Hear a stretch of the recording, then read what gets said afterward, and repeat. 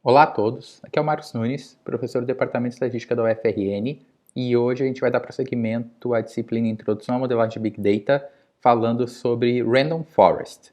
Se vocês quiserem saber mais sobre o curso, é só visitar o site introbigdata.org, e se quiserem saber mais sobre mim ou minha pesquisa, é só ir no meu site pessoal marcosnunes.me.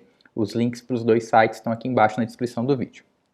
O que a gente vai fazer hoje é dar continuidade, de certa forma, a um assunto que a gente viu na última aula, que eram árvores de classificação e regressão.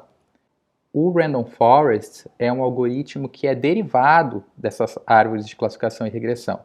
Ele foi criado por Tin-Can Ho em 1995, que é razoavelmente recente, em termos de história da matemática, mas foi aperfeiçoado pelo Leo Breiman em 2001. Ele surgiu num artigo que discutia duas culturas para análise de dados. Uma mais derivada da estatística, que é aquela que a gente está acostumado a ver numa formação em estatística, e outra derivada da computação. Então, o Random Forest ele vem diretamente da galera da ciência da computação que quer implementar um algoritmo para análise de dados. É o poder computacional que é importante.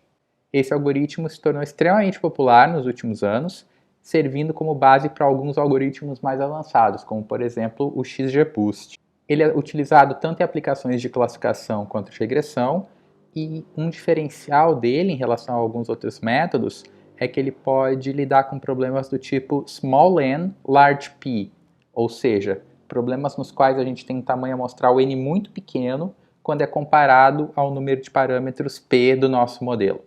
Além disso, Random Forest não é utilizado só para predição, podendo ser aplicado em problemas de seleção de variáveis. As Random Forests são uma combinação de várias árvores de regressão e classificação. Elas funcionam porque elas partem daquele princípio que já é conhecido em estatística, de que previsões feitas a partir da combinação de modelos são melhores do que as previsões feitas a partir de um modelo só. Com isso, os erros que a gente vai ter em cada um dos estimadores que a gente utilizar, eles vão sendo combinados e vão sendo diminuídos, gerando assim um resultado que vai ter menor variância lá no final. E além disso, por ser baseado em árvores, a gente vai saber que transformações monótonas nas variáveis preditoras não vão influenciar no desempenho dos algoritmos, assim como a gente sabe lá do caso da CART. O princípio que faz o Random Forest ser o Random Forest chama bagging. Bagging é uma sigla para Bootstrap Aggregating. Então, o Bootstrap que a gente vai fazer aqui é aquele que já é conhecido para quem já trabalhou com métodos numéricos em estatística, mas eu vou explicar direitinho como ele funciona. O que o bagging vai fazer é combinar o resultado das classificações de conjuntos de treinamento gerados aleatoriamente. Ele é feito dessa forma porque ele melhora a estabilidade e a acurácia dos algoritmos, além de reduzir a variância e evitar sobreajuste. Bootstrap é uma técnica de reamostragem com reposição que a gente utiliza quando quer estimar algum parâmetro de uma população. Vamos supor que a gente tem uma amostra, x1, x2, xn, e a gente quer alguma informação sobre o parâmetro θ da nossa variável aleatória x. No Bootstrap, a gente vai tomar b reamostras, x1, x2, xn, ou seja, todas que têm tamanho amostral n, mas com reposição. Feito isso, a gente vai calcular a nossa estatística de interesse θ chapéu estrela para cada reamostra.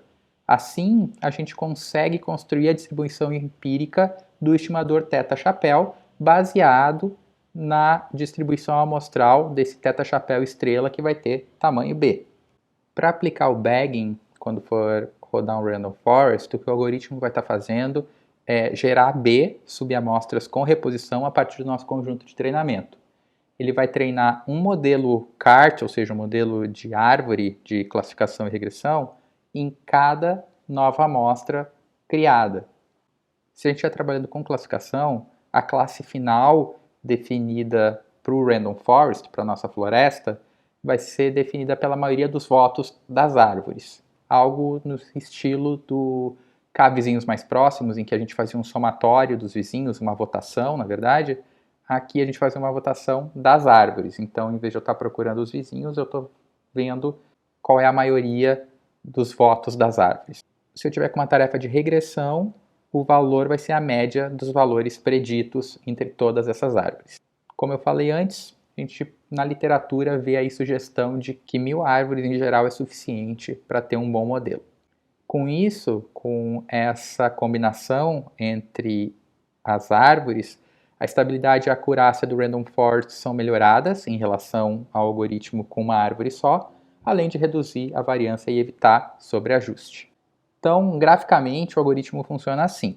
Eu vou ter uma coleção de várias árvores de decisão decorrelacionadas. Esses algoritmos de decorrelação são técnicas que a gente vai usar para reduzir a autocorrelação entre essas árvores. E o Random Forest tem esse nome porque ele é definido através do uso de várias árvores de classificação e regressão, como a gente viu antes. Vamos supor então que a gente tem uma matriz S, que é composta de n amostras de treinamento com 3 variáveis preditoras, x, y e z. O que eu quero fazer é prever a minha variável C, que pode ser tanto uma variável dividida em classes, como uma variável categórica, ou uma variável numérica. Aqui não há diferença para o método. O que a gente vai fazer é criar B subamostras aleatórias, S1, S2, S3 até SB, da nossa matriz S, todas de tamanho N, com reposição.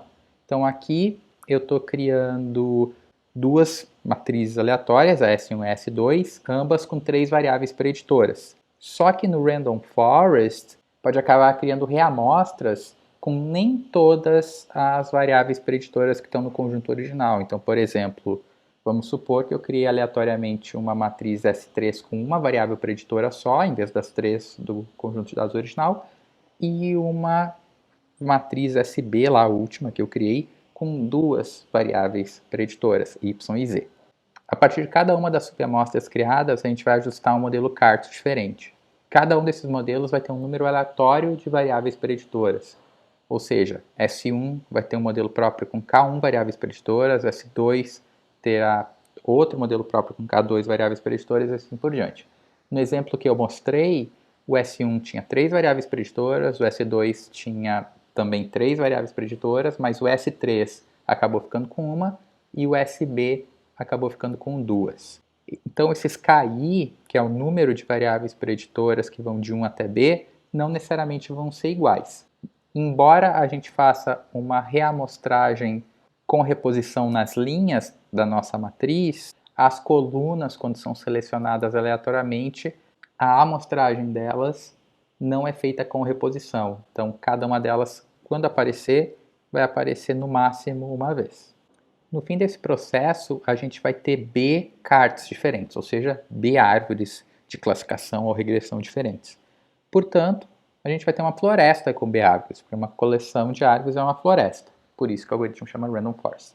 A partir desses resultados, então, a gente vai calcular a média das árvores estimadas se a gente está fazendo uma regressão, ou vai contar a maioria de votos no caso de uma classificação.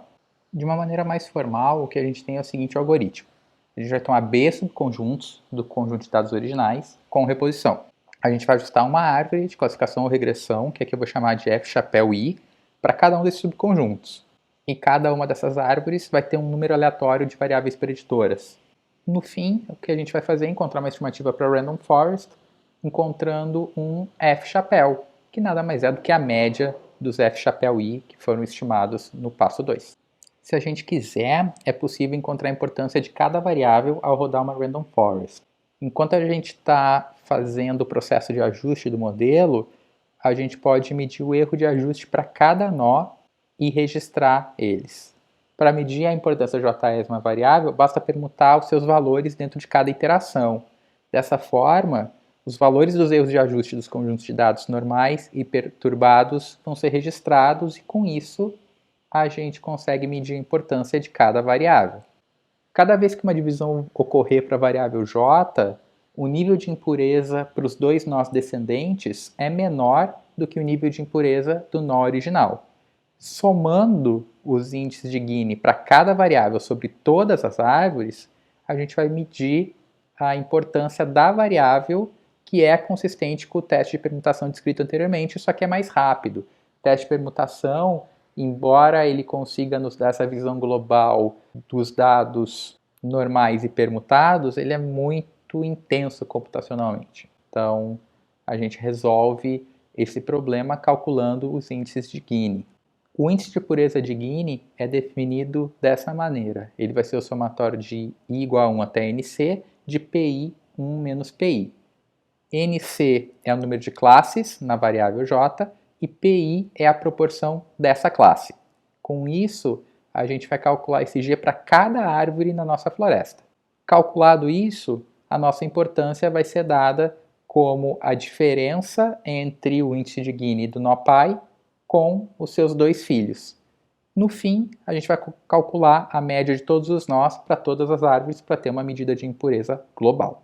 Agora eu vou mostrar como a gente pode ajustar o modelo de Random Forest usando o Tidy Models. O que a gente vai utilizar aqui é o conjunto de dados Penguins, que faz parte do pacote Palmer Penguins. É um pacote sobre pinguins que possui 344 observações em 8 variáveis. E o nosso objetivo é classificar as espécies de pinguins com base nas outras variáveis desse conjunto de dados. Aqui então são os pacotes que eu vou precisar carregar para essa análise. Além, lógico, do Tidy Models, eu vou precisar do OneHot para poder utilizar variáveis dummy e o Palmer Penguins que vai fornecer os dados para a nossa análise. Então, só para checar aqui os dados, percebam que a nossa variável alvo é species, então ela é uma variável que é categórica, está identificada ali como um fator no R. A gente tem outras duas variáveis categóricas, que são ilha e sexo, e as outras variáveis são numéricas.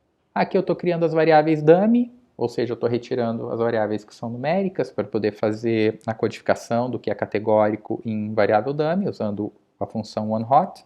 E aqui eu estou criando então o meu conjunto de dados final com as variáveis originais, mais as variáveis dummy, e estou retirando a variável ano, porque ela não vai ser importante na nossa análise. A gente vê que é um conjunto levemente desbalanceado, então a gente vai precisar tomar cuidado com isso quando for ajustar o nosso modelo. Aqui estou utilizando 75% dos dados como treino, criando o conjunto de treino e de teste. Fazer uma primeira análise exploratória aqui com uma PCA. E a gente percebe na PCA que os dados são bem comportados, né? Eu tenho 43% praticamente da variabilidade na componente principal 1, tenho em torno de 27% na componente principal 2, o que me dá, somando essas duas, 70% da variabilidade, que é algo bem razoável. Mas percebam que as espécies de pinguins estão com um comportamento meio esquisito, né? O azul e o verde, nessa região aqui mais à esquerda, estão bem misturados. O amarelo está bastante isolado das duas outras cores, mas mesmo assim tem uma pequena separação entre eles. Então é interessante a gente atentar para o resultado que a gente vai obter no final.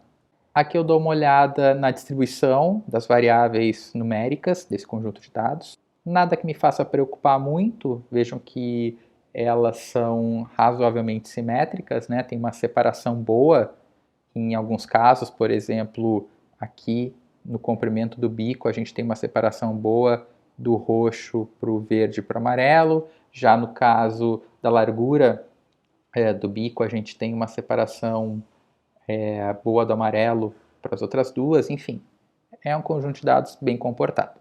Aqui eu vou fazer o meu pré-processamento. Como eu estou usando Random Forest, eu não vou me preocupar em transformar as variáveis preditoras, porque a gente sabe que o algoritmo é invariável em relação a isso. Eu só vou me preocupar em deixar os níveis de espécies com o mesmo número de observações, e eu vou me preocupar em fazer um center scale só para dar uma estabilizada na minha função, no meu algoritmo. Aplicando transformação tanto no conjunto de treino quanto no de teste. Vou fazer o meu tuning aqui. Eu tenho 3 hiperparâmetros para tunar. Não vou fazer tuning no número de árvores. 1000 árvores é razoável, assim, a gente realmente não precisa tunar esse valor. Mas vou fazer uma procura pelo melhor valor de mtry e de min_n. O mtry é o número de variáveis preditoras aleatórias que eu vou usar no ajuste das minhas árvores. E o min_n é o número mínimo de observações que eu quero no meu nó final para indicar quando ele vai parar de ser dividido. Aqui um detalhe, na hora de setar o meu engine aqui, que é o Ranger para Random Forest, eu tenho que declarar que eu quero calcular a importância. Se eu não declarar isso aqui, eu vou ajustar o meu modelo e ele vai jogar fora esses dados de impureza. Então, deixa isso setado para lá no final a gente poder verificar a importância das variáveis. Estou fazendo aqui o meu grid de procura. Então, como eu tenho 9 variáveis preditoras, eu vou colocar o meu mtry de 1 até 9 com 9 níveis, ou seja, eu vou testar todas as combinações possíveis aí para uma variável preditora aleatória, 2 variáveis, 3 e assim por diante. E o meu n mínimo eu vou variar aí de 10 a 50 com 5 níveis, então 10, 20, 30, 40, 50. Aqui estou definindo então o meu workflow, definindo a minha validação cruzada com 7 grupos para ir avaliar o meu modelo. E é interessante perceber que a gente consegue umas acurácias bem altas e mesmo sem fazer uma procura aqui pelo melhor modelo. Até mesmo o primeiro que aparece aqui no resultado, ele já tem uma acurácia muito próxima de 1 e uma curva ROC igual a 1. Quando eu vou dar uma olhada no resultado gráfico da procura pelos hiperparâmetros, a gente vê que há um caso em que a gente consegue uma acurácia igual a 1. Isso poderia indicar um overfitting. O caso aqui da curva ROC também, né? Vários bem próximos de 1 aí. Mas como o conjunto de dados é bem comportado, como a gente viu na separação entre as variáveis, quando fez as estimativas das suas densidades, e tanto no caso da PCA, é algo que me deixa razoavelmente tranquilo aqui em termos de que não houve overfitting no conjunto de treinamento. Mas a gente só vai ter certeza disso quando comparar no conjunto de teste. Para escolher aqui o melhor modelo com a curva ROC, acabou que vários empataram, né, com uma curva ROC igual a 1. A gente vê aqui vários valores empatados. E no caso da acurácia, um valor, como a gente já visto no gráfico, né, uma combinação de hiperparâmetros que chegou a 1 e as outras muito próximas aí de 1 também. Então eu vou selecionar o melhor modelo aqui pela acurácia, até porque é o único, né, que vai ter uma diferença entre pelo menos os 5 primeiros, já que curva ROC empatou boa parte deles. E estou ajustando então o meu modelo final direto no meu conjunto de treino. Vou verificar os resultados no conjunto de teste, e aí eu vejo que tanto a acurácia quanto o kappa ficaram super altos, 0,988 para a acurácia, 0,981 para o kappa, então tudo indica que não houve sobreajuste, já que a gente teve uma acurácia muito alta no conjunto de treino, mas ela também está muito alta no conjunto de teste. Fazendo uma matriz de confusão dos resultados no conjunto de treino, a gente percebe que praticamente não há erros, né? Aqui no conjunto de treino, a gente tem um caso só de pinguim classificado errado, então ele deveria ser desse gênero aqui, dessa espécie, na verdade, chinstrap, e acabou sendo classificado como Adélie. Então é o único caso que deu um problema aí de classificação, todos os outros muito bonitos, muito certinhos. Quando a gente vai calcular a sensitividade, a gente consegue então 98% de sensitividade. Quando vai calcular a especificidade também, um valor super alto, 0,993, 99%. Então, um resultado excelente no ajuste desse modelo. Para a importância das variáveis, quando a gente calcula a importância e cria o gráfico para isso, as variáveis mais importantes acabam sendo aquelas relacionadas ao tamanho do bico dos pinguins. Então, comprimento é a que melhor discrimina, e em segundo lugar, a largura do bico é a que melhor separa e classifica nossos dados. O sexo dos animais acabou ficando lá para o final, acaba não influenciando na hora de identificar de que espécie é cada pinguim. Como exercício para vocês, eu proponho retornar ao conjunto de dados PIMA, que foi utilizado na última aula para criar um modelo de árvore de classificação. E agora vocês vão proceder da mesma maneira que procederam no último assunto, mas agora ajustando uma floresta aleatória a esses dados. Tanto que no final, o último exercício pede para comparar o resultado das classificações utilizando Random Forest e CART. E aí vocês vão dar a conclusão para escolher qual é o melhor modelo. Então é isso que eu tinha para falar sobre Random Forest, um dos algoritmos mais versáteis e mais importantes que a gente vai ver aqui nessa disciplina. Ele resolve muito bem vários problemas de regressão e de classificação, e muitas vezes ele é o primeiro algoritmo que a gente tenta quando vai resolver um problema pela primeira vez. Usa o resultado do Random Forest como base e aí compara outros algoritmos, vê o desempenho de outros métodos para ver se eles conseguem bater o desempenho do Random Forest. Dito isso, então, a gente se vê na próxima aula. Até lá!